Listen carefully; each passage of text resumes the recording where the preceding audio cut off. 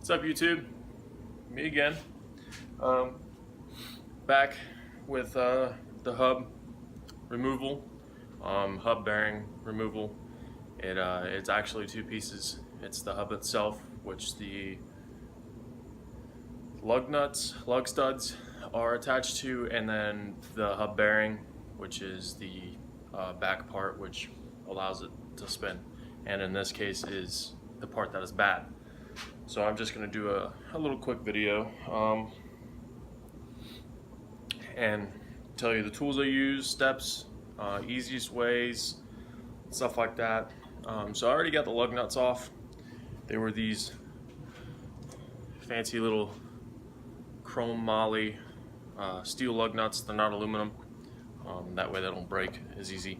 But so basically it's pretty straightforward. You know, you have your rim and stuff. Take the 4 lug nuts off. If you have 5, you take the 5 off. So you just take that off. Now I already removed 2 lug studs. Now what I did was I grabbed one of those.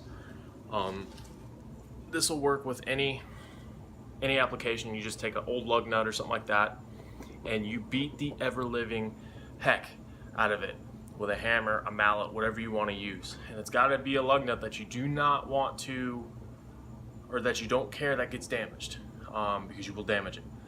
So you just take it, you thread it on the threads, doesn't matter how far you go, and you just wail on it until it breaks free. And that's the easiest way I found of doing it. Or you could heat it up if you need heat applied. So, alright, so we're gonna remove the brake caliper first, and that's going to be a, what is this, 14mm bolt. So you're just going to take 2 of this little tiny one, little tiny guy. You're going to have one up top and one on the bottom, just like that. And when you're doing this, make sure you have your e-brake off, because if you have your emergency brake on or pulled, the handle pulled, you're not going to be able to get this off. So let's see if I can do this. So, just gonna take it off. Pads will come with it, more than likely. Now, this is your caliper. You got your emergency brake right here. It's cable driven, and your single piston caliper, bleeder valve pads. Okay. So that was nice and easy. Now, next is to remove the caliper bracket, which is this part right here. Okay? It's also going to have 2 bolts, and they are going to be a size 17. You're going to have one at the top and one at the bottom, and they're going to have a lock nut on them as well, so they're going to be a little tough to get off initially. I suggest a breaker bar or a long ratchet like I have. It's probably about 1 foot. Really handy. It's got a swivel head. So you just remove those, and once you get those out, then you'll be able to remove the rotor.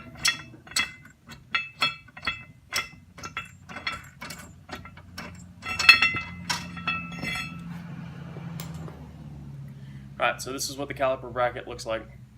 It's nice and old. I gotta clean it and paint it. So once you get that off, you can get your rotor off. That's the rotor. It's being replaced.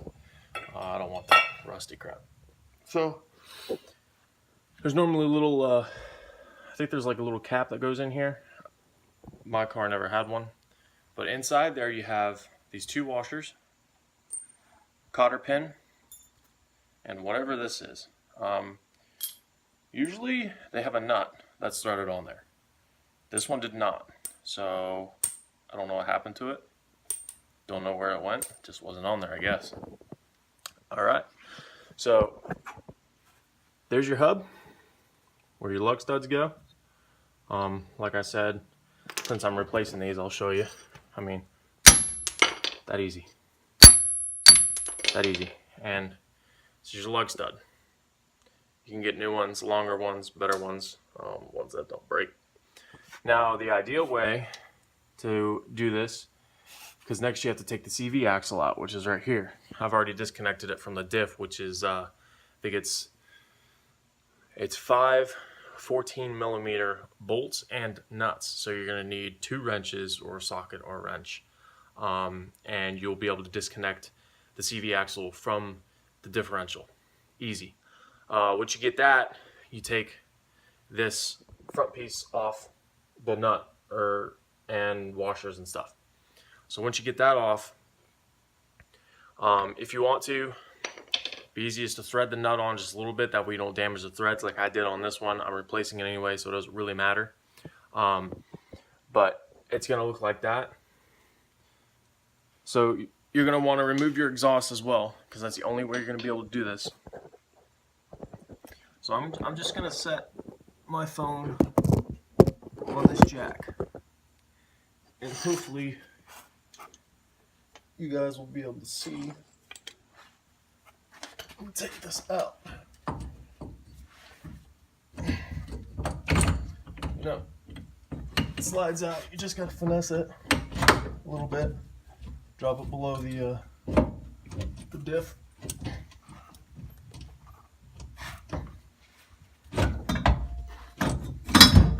Just like that. Careful with your hands.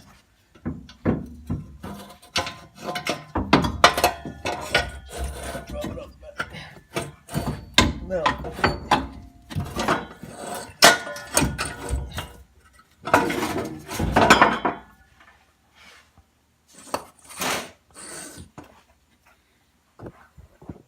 alright, now that we got that out, this is what CV actually look like, or half shaft, whatever you want to call it. These are the bolts. Like I said, 14mm bolt and nut. So once that out, I'm not reusing those, I'm replacing them, so I really don't give too much of a care to take any sort of precautionary measures not to damage it, because I'm just going to end up replacing it anyway. So next is, you have 4 bolts. One here, one here, one there, one there. Now that is a 19mm, okay? So you're gonna wanna reach behind, see if I can get you a better view of this. See them right there? So any ratchet will get behind there usually. So you're just gonna wanna loosen those up. They will be tough. But the good thing is, when you're beating off those lug studs, if you choose to do it on there, it will also loosen the hub, which is nice. Okay? Okay, so once you get those 4 bolts out, they look like this. There's 4 of them. Keep them, don't lose them, because you're going to need to reuse them. Once you get those out, it's nice and easy to remove this. Just pop it out just like that.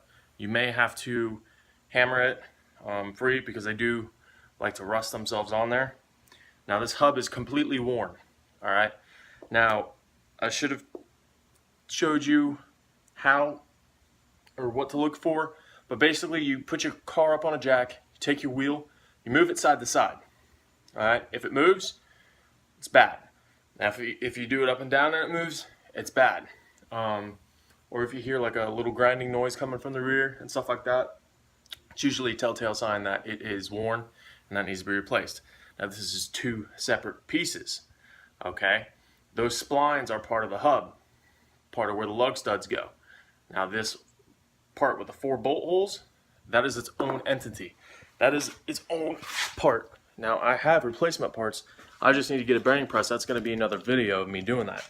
But I have a brand new bearing, alright?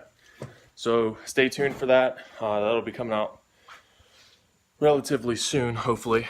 But yeah, that's the easiest way I think of doing it, other than, you know, doing the upper rear control arm, lower control arm and taking the knuckle completely off to take the hub off.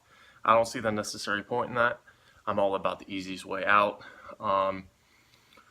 So that is the hub bearing removal. After I get the video out for the you know, swapping out the bearings and stuff like that, I'll also make a video of me installing it and how to go about that. That's going to be much later because I gotta get a new CV axle and stuff like that. I gotta get new pads, new rotors, and all that lovely jazz. I'm gonna clean everything up in here. I might do a video on that. So you just y'all stay tuned. I see you guys. I'm getting a couple views here and there, which is great. I love it. I'm just doing this for fun. Like I said in the first video, I'm not expecting anything to come out of it.